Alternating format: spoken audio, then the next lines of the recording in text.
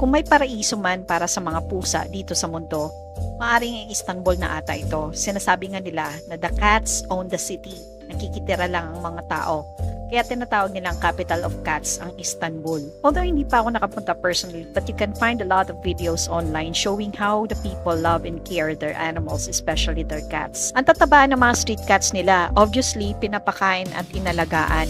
Kung ganito ba naman kataba at kaalaga ang mga stray animals, hindi na kailangan i-rescue, di ba? May mga cat houses along the streets na pwede nilang tulugan. Maraming mga taong nagpapakain sa kanila at nagbibigay ng atensyon. And what is impressive, hindi nila pinapalaya sa mga pusa sa mga establishments.